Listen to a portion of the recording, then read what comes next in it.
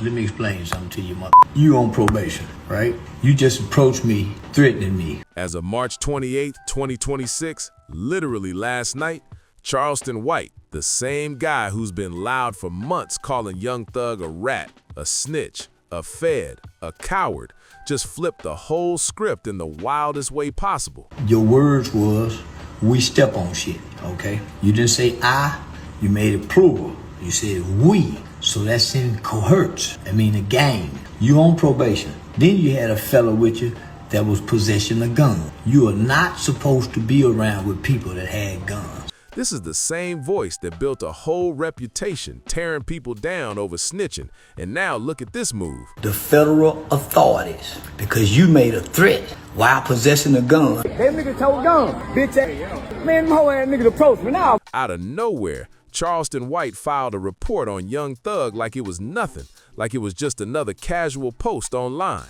He didn't even try to hide it either. He jumped on Instagram and said, "I'm contacting your probation officer. You going to jail." Read that again and really let it sit. The man who made a name yelling about snitches just told on someone, live, on Instagram, with zero hesitation and zero shame. That's not just ironic, that's straight up unbelievable. So Young Thug and Charleston White just got into an altercation at Drewski's Could Have Been Love reunion, and he's possibly going back to jail because he probably violated his probation. And here's where it gets even crazier.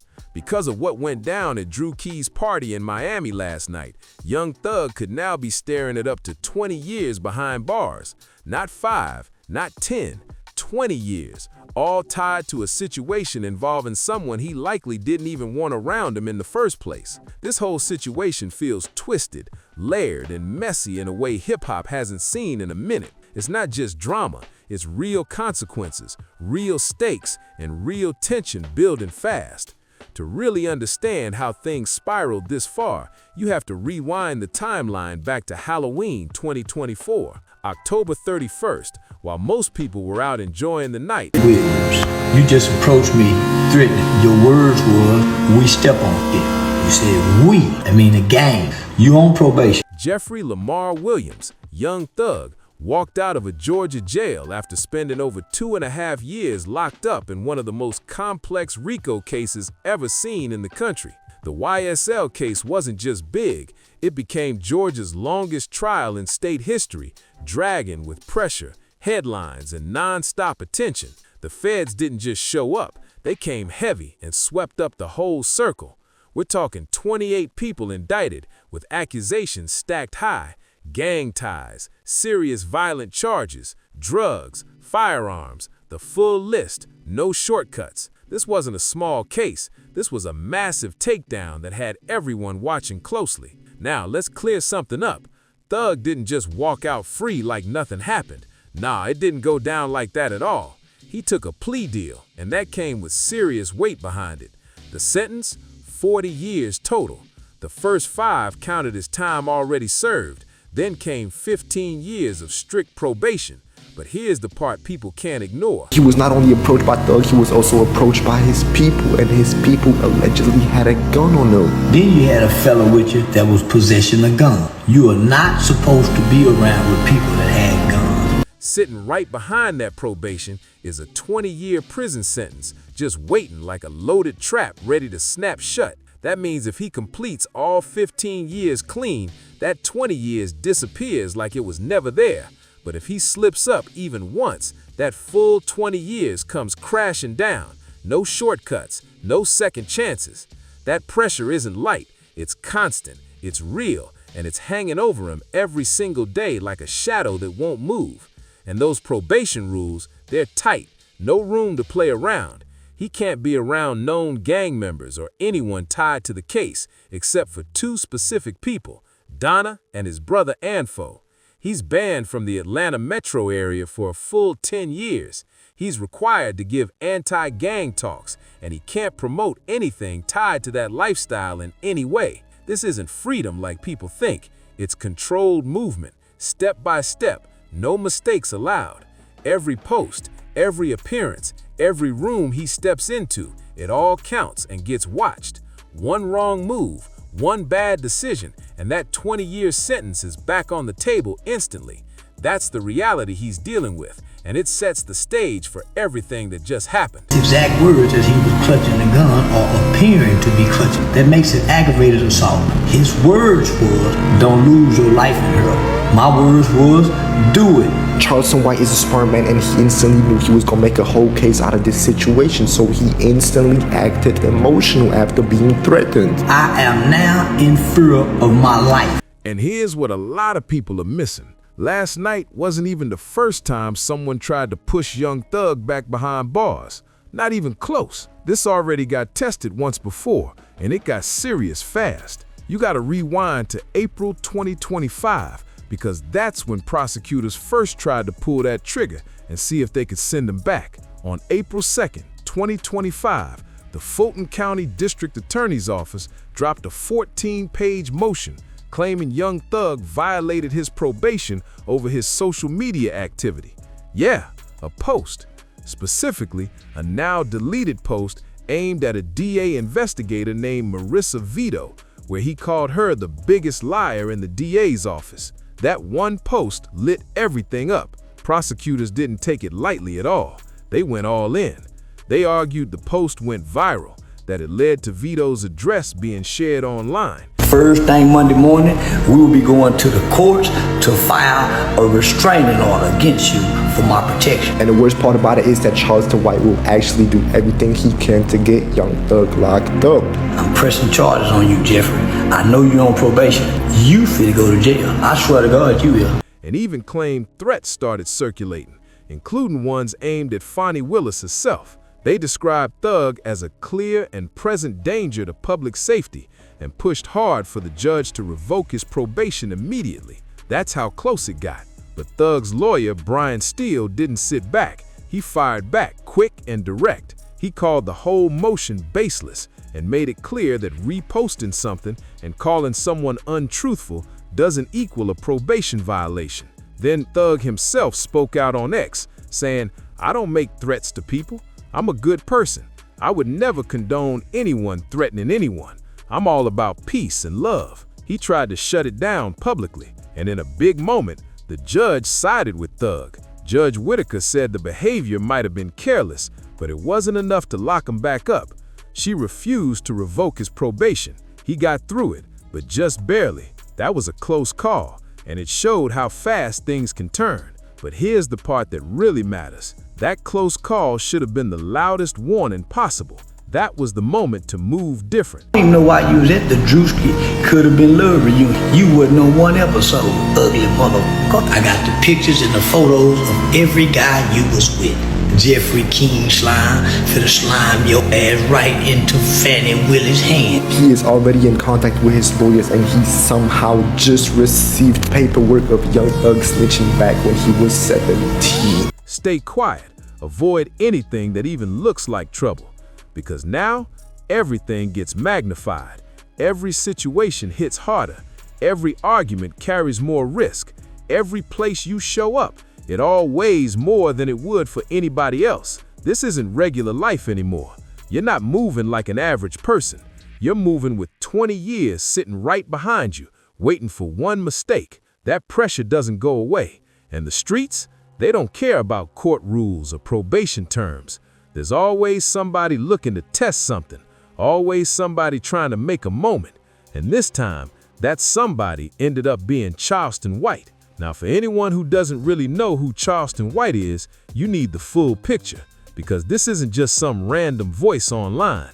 Understanding him explains why this situation got dangerous so fast. This is someone who knows exactly how to stir things up and get attention while doing it. Charleston White was born May 17, 1977, out in Fort Worth, Texas, and his background is complicated.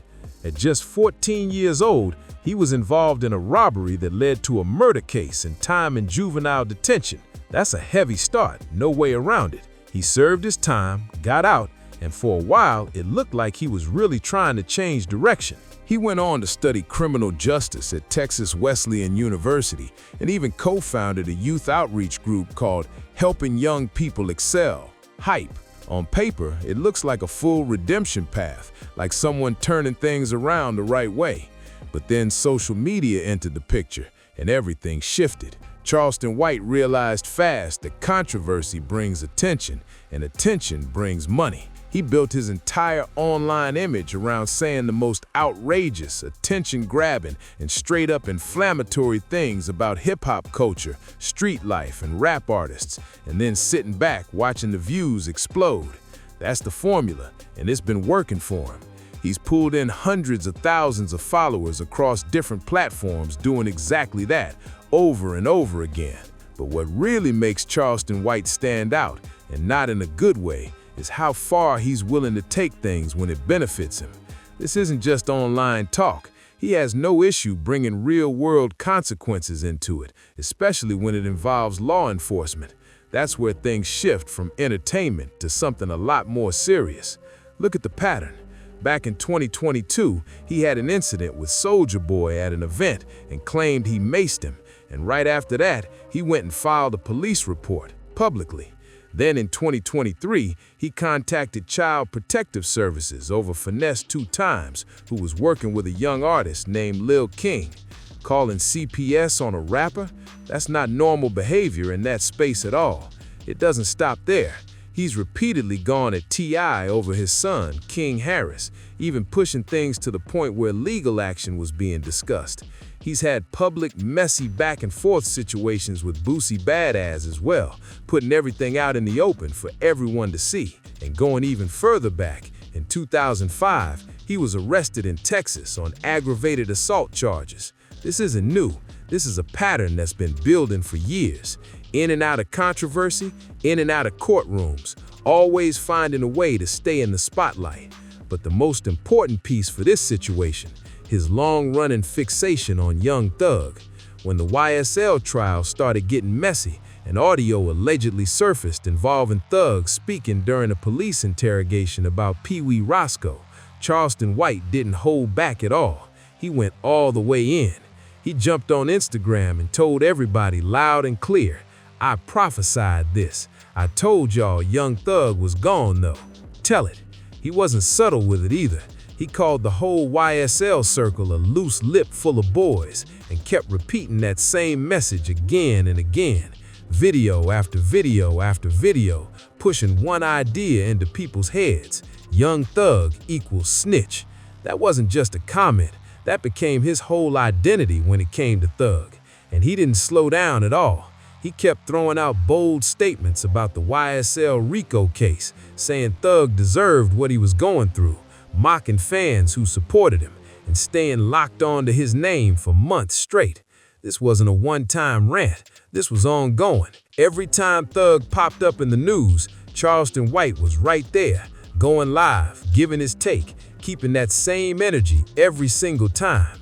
But here's the part that really flips everything upside down. While he's yelling snitch at the top of his lungs, he's never once hesitated to bring law enforcement into situations himself when it benefits him.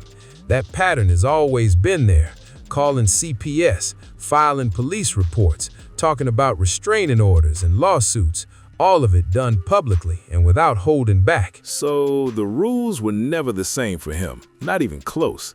That contradiction was always sitting there in plain sight, but it never fully hit the spotlight like this before. People heard it, but they didn't really see it play out all the way, until now. And now everything leads to this moment.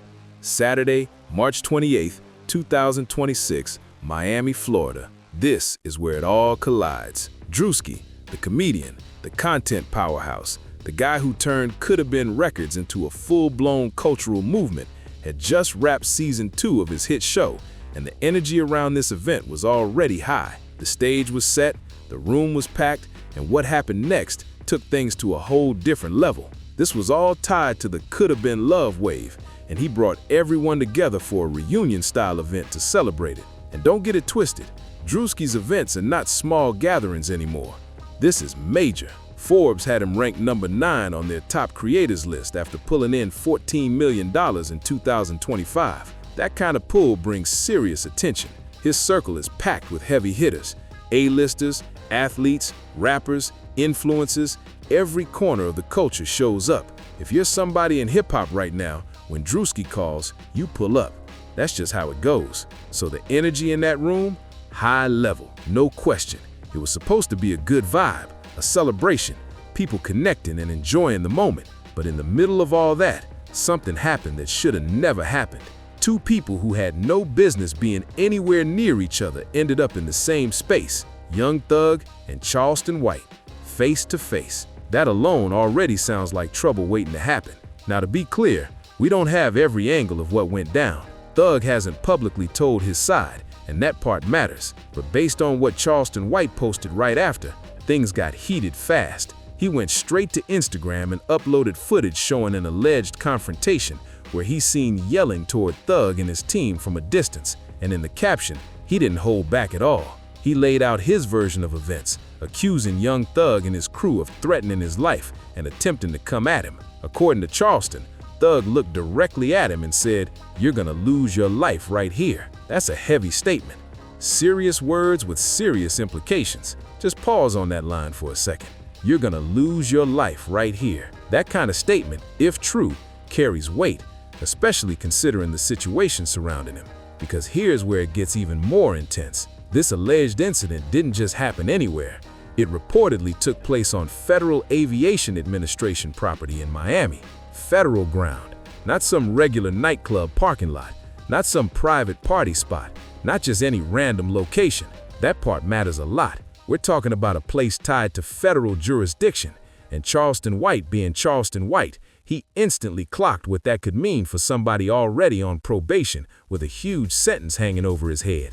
With 20 years still sitting in the background, Charleston wasted no time turning the pressure all the way up. He started talking about pressing charges over alleged terroristic threats, and he made sure the whole internet saw it. Then he posted a second Instagram video and pushed even harder, calling Thug out directly over his probation status, claiming someone in Thug's entourage had a weapon during the confrontation, and saying he was filing for a restraining order too. He wasn't easing up at all. He was escalating everything in real time.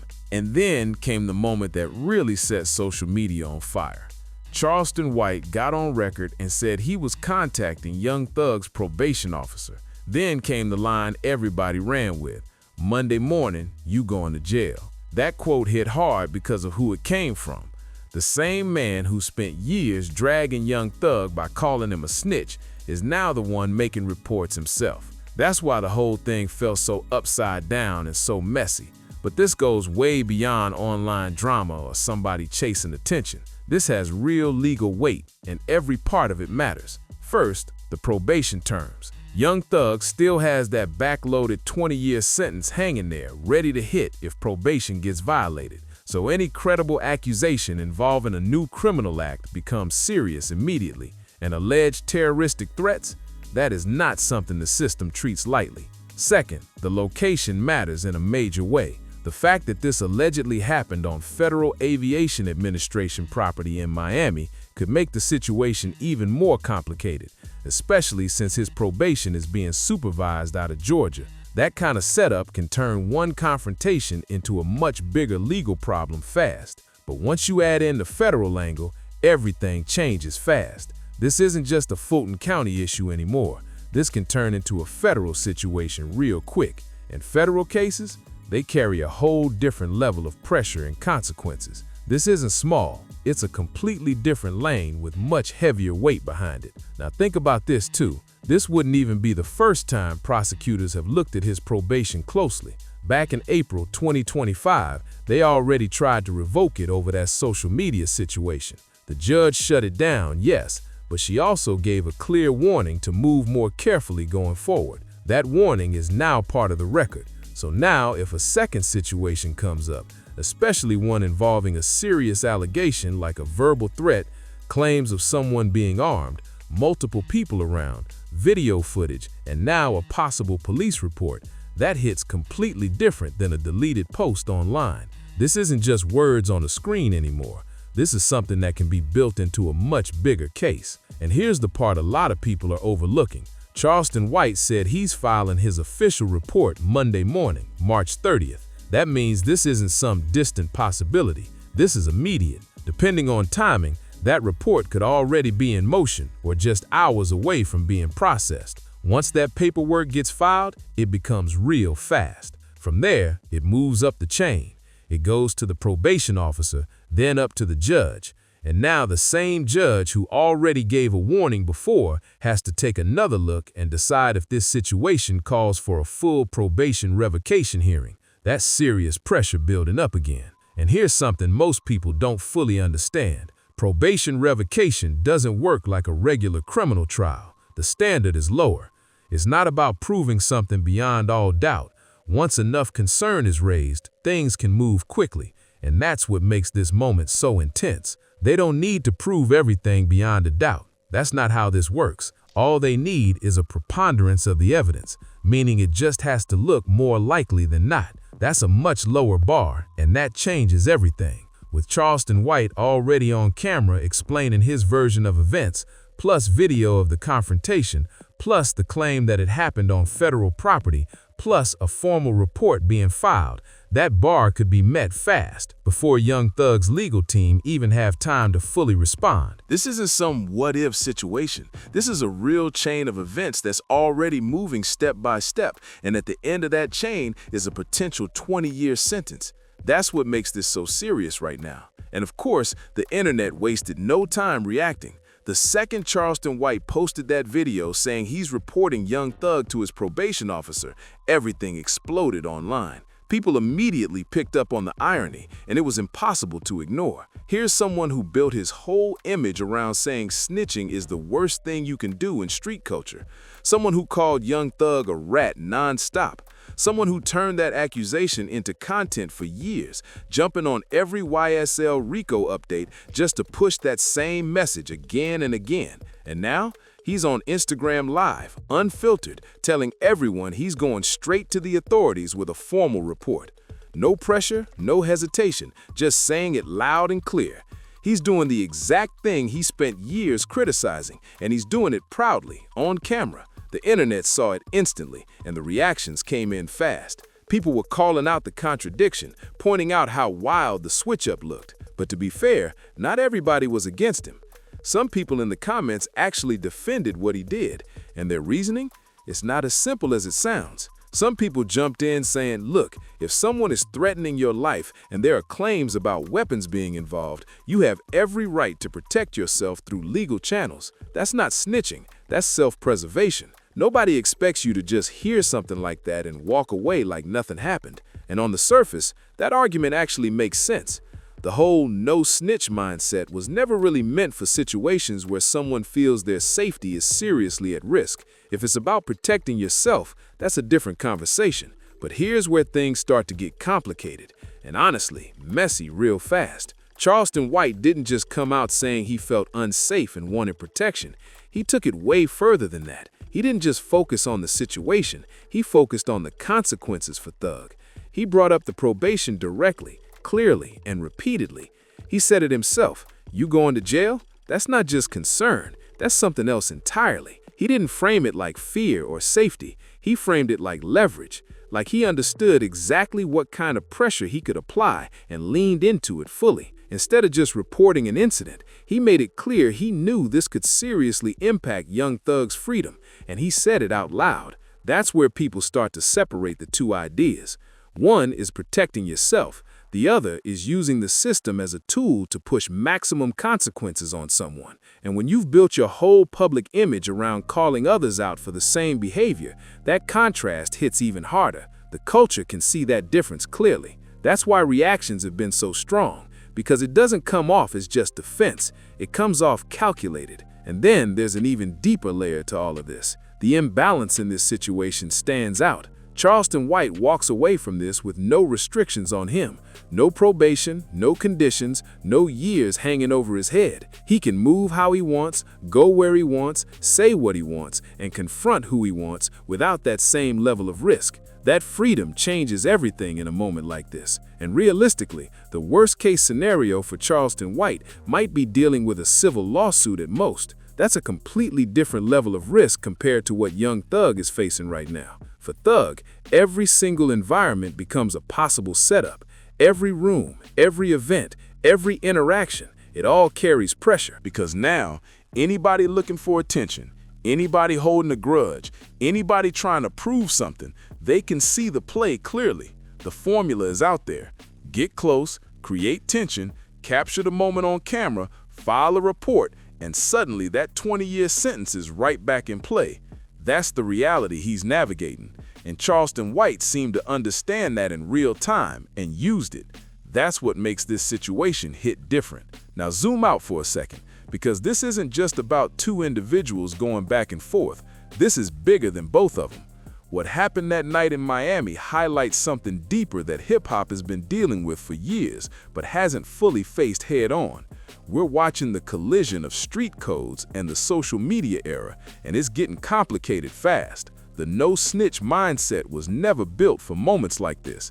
It wasn't created for situations involving public figures, cameras everywhere, and incidents happening in high-profile spaces. It definitely wasn't meant to apply to situations involving serious accusations at a public event on federal property. And it wasn't designed to shield anyone from consequences if things cross certain lines. Context matters more than anything here. The original idea behind those codes came from communities trying to protect themselves in environments where trust in the system was low and tensions were high. That history is real.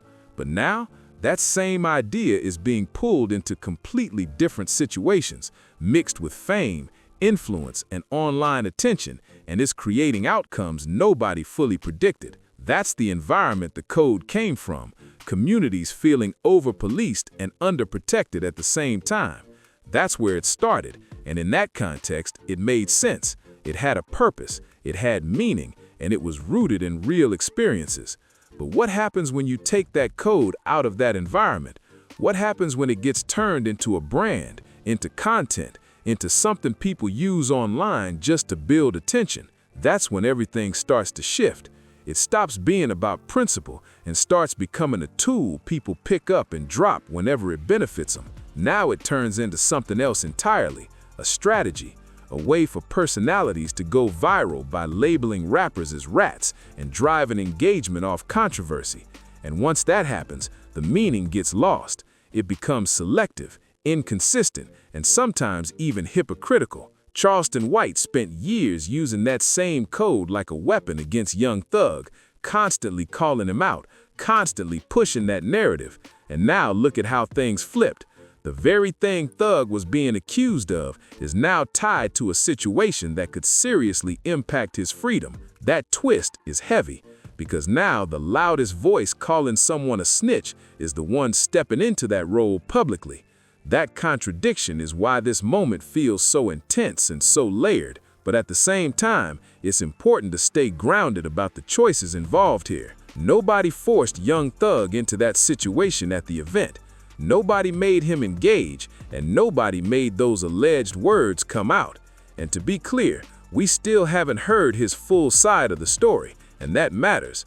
But if those words were said, you're gonna lose your life right here. That's a serious mistake under these conditions.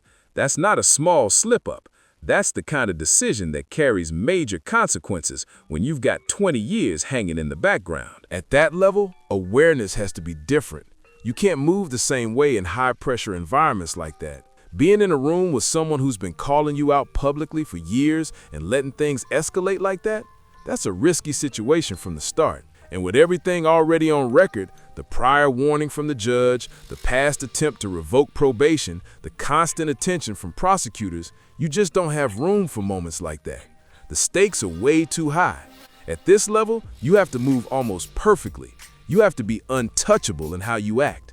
Sometimes that even means being quiet, staying low, and letting people talk without reacting. Because now, every single confrontation carries real consequences. One bad moment can turn into years of your life gone. And the people who truly want the best for you, they wouldn't let situations like that even begin. The moment Charleston White stepped into that space, that should have been the signal to exit immediately, no hesitation. That's how careful things have to be under pressure like this. This is what freedom looks like under these conditions. It's not loose, it's not easy, and it's definitely not guaranteed. It's fragile, it's controlled, and one wrong situation can shake everything up fast. So now the big question is, where does this go next? As of Sunday, March 29th, 2026, Charleston White is saying he's moving forward with charges Monday morning. That puts everything on a tight timeline. And so far, Young Thug hasn't publicly responded to this specific situation, which only adds more tension. His legal team, led by Brian Steele, the same lawyer who already fought off one probation issue, is now in a position where they have to act quickly, because this situation is way more layered than the last one. This time, there's more involved. There's an alleged witness, video footage, a specific location tied to federal property, a direct quote being repeated, and now a formal report possibly being filed. There are also claims about someone in the entourage being armed, which raises the stakes even higher. And don't forget, the judge already gave a warning last time. That warning is now part of the official record, and it changes how this situation could be viewed moving forward. If this turns into a probation revocation hearing, and it very well could, it's not going to look like the last one. This becomes a tougher battle. The prosecution could come in with more angles, more context, and more pressure. And at the center of all of it, those same 20 years still sitting there, waiting to see how this plays out. And here's the part nobody can ignore. Once this process starts, it doesn't slow down for anybody. Things move quickly behind the scenes. Paperwork gets filed, calls get made, and before you even see it publicly, decisions are already being lined up. If that report goes through and the probation officer takes it seriously, this can escalate fast. We're talking about possible hearings, more legal pressure, and a situation that can shift overnight. One minute you're outside, the next minute you're back in court fighting for your freedom all over again. And timing matters here more than ever, because when something like this lands right after a prior warning from a judge, it changes how everything is viewed. It's not just about this one moment, it's about the pattern it creates. That's what makes this so risky. At the same time, it's important to remember, we still don't have the full picture. There are always multiple sides to situations like this, and details can come out later that shift how everything is understood. What's being said right now is one version, and until everything is reviewed properly, nothing is fully decided. But even with that in mind, the position is still serious, because when you're under conditions like this, you don't get the benefit of waiting things out calmly. Every allegation gets looked at closely, every detail gets examined, and every move gets questioned. And this situation is already loud enough to demand attention from all sides. So now, everything comes down to what happens next. Does this stay online, or does it fully cross into the legal system? Does it stop at a report, or turn into a full hearing? Those answers are coming soon, and they're going to matter in a big way, because at the end of all this is still the same reality hanging over everything. One situation, one decision, one outcome, and potentially 20 years on the line. 20 years. That's what's really on the line right now. Not because of the original YSL RICO case, not because of anything that happened back in 2022, but because of an alleged confrontation at a comedian's reunion party on a Saturday night in March 2026. That's how fast things can flip. One moment, one situation, and everything changes. That's the reality, and it shows just how unpredictable things can get. Hip-hop culture is moving fast, emotions run high, and when legal pressure is already there, situations like this can turn serious instantly. And the truth is, this story is far from over, not even close.